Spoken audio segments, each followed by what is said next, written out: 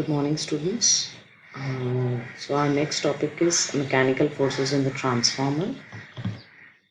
So whenever we are using the transformer, they are of course subjected to the faults due to variety of electrical, mechanical, and thermal stresses, different type of stresses during normal life, and they fail when the stresses exceed this and some design threshold levels. So one of the major concern for transformer designers is failure of the transformer due to these external and internal faults. So based on this concept, keeping this concept in mind, we have today's topic of discussion is mechanical forces in the transformer. Most of the electrical disturbances in a transformer results in high currents through the winding, as we have already discussed this many times. So the most critical situation comes is when there is external short circuit which produces a very high winding currents, resulting in high electromagnetic forces in the windings. The magnitude of the fault current depend upon the short circuit reactance of the transformer, and the current increases maximum to 8 to 10 times. And this working current under the short circuit fault. As the force created is proportional to the square of the current, we are going to see these equations further.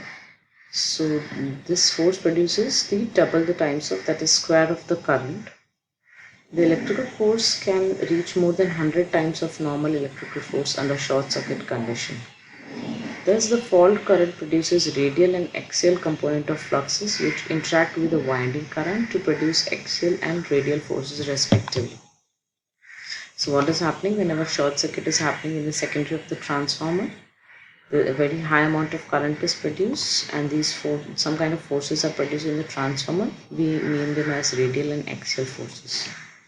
So radial forces produced by the axial leakage of act outwards on outer winding, tending to stretch the winding. You can see the arrows, these outside arrows. They're going to stretch the winding conductor and produces a tensile stress called as hoop stress also. Whereas the inner winding experiences, this is the inner winding, experiences a radial force axis inward tending to collapse or crush it. So some kind of external force is there, and this has been denoted by the arrow going outward, and some kind of internal stress is also there, which can damage or crush the winding, producing compressive stress.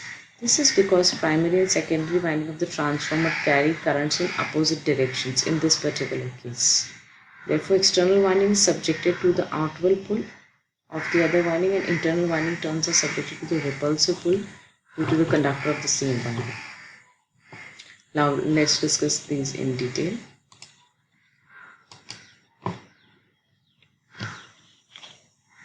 So talking about the axial forces, the radial flux interacts with the winding current and results in axial force, that is F of A, denoted by in this particular figure. So all discs of the winding carry current in the same direction, and axial force results in compression of the winding. For a unique ampere distribution in winding with equal height, the axial force at the winding ends are directed towards the winding center, leading to the compressive forces as shown in the previous diagram. Even a small axial displacement of winding or misalignment of magnetic centers of winding can eventually cause enormous axial forces leading to the failure of the transformer. So as shown in the previous diagram, it can actually result into the failure of these stresses inside the windings can actually result into the failure of the transformer. So the values are denoted by, for the FA, that will be axial force, 2 pi square Ni into d1 into h square by n. These are the different parameters of the different specifications of the transformer which you have to take care while the designing of the transformer. That is diameter within the winding, duct width, radial thickness.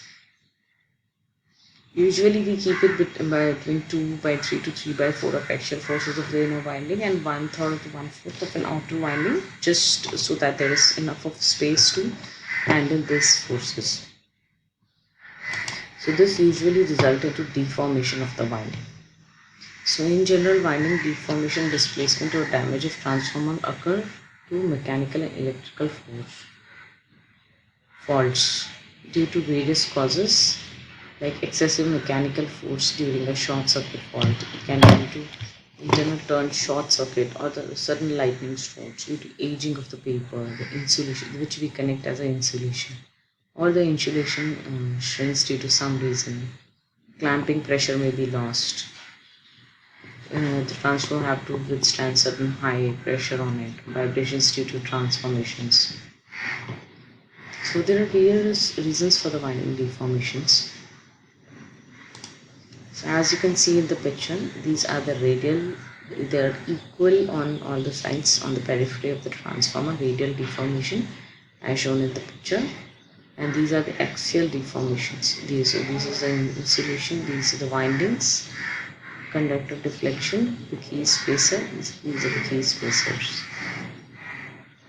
So you can see the view of the how bad this damage is, and it will how risky it will be to use the transformer of this kind of damage. So let's talk about the deformations in detail. First, I will talk about the radial deformation. So the failure modes of winding are quite different for inward and outward radial forces. So by arrow you can see that the radial forces are also from both the sides, that is inward and outward radial forces. So the radial deformations occurs in two ways. One is the forced buckling that occurred when the inner winding is supported by the spacers located in the axial direction. And this happens usually when the stress value exceeds the material elastic limit, which we have designed during the designing of the transformer. The other strain is hoop buckling, where the conductor is deformed in one or more radial points of the winding. The radial forces produced by the axial leakage will act outward the outer winding, tending to stretch the winding conductor. This is being stretched, and finally the deformation is there. It is also called as hoop stress. The occurring of radial deformation in the inner winding buckling is more common than the outer winding, because inner stretches so much that these windings are heated so much that these windings deform into these and cannot handle this hoop stress. We're talking about the axial deformation. The various type of failures may occur under the action of axial compressive forces as shown in this figure. These kind of forces. So if winding is not wound tightly, as you can see in this picture, some conductors may just actually pass over the adjacent conductors, which may damage the conductor insulation, leading to the turn fault. It is another mode of failure. When winding is set into vibration under the action of axial forces, the conductor insulation might damage due to relative movement between the winding and actually placed into insulation spacers. These are the spacers. High axial end thrust could lead to deformation of end clamping structures, ending of the structures for clamping the windings. Axial forces is mainly directed away from the winding ends and towards the middle of the winding.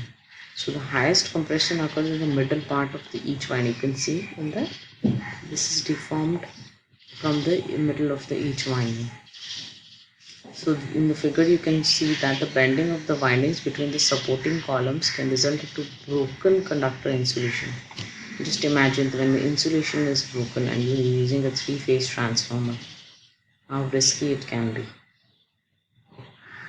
So this is also again notified by a few values. That is the axial component, as we have notified this by a formula. Let's see, axial component of flux density is BA in the center of the insulation. BA is 4 pi Ni into H into 10 to the power 5. This is ampere turns, length of the winding, radial flux density, radial force, and the value of Fr is 2 pi Ni square dW. So you just have to remember this formula of radial force and this formula of axial force and the different terminologies used in these formula. and where dW is the mean diameter of the outer winding. Outward force of outward winding and inward winding Fr.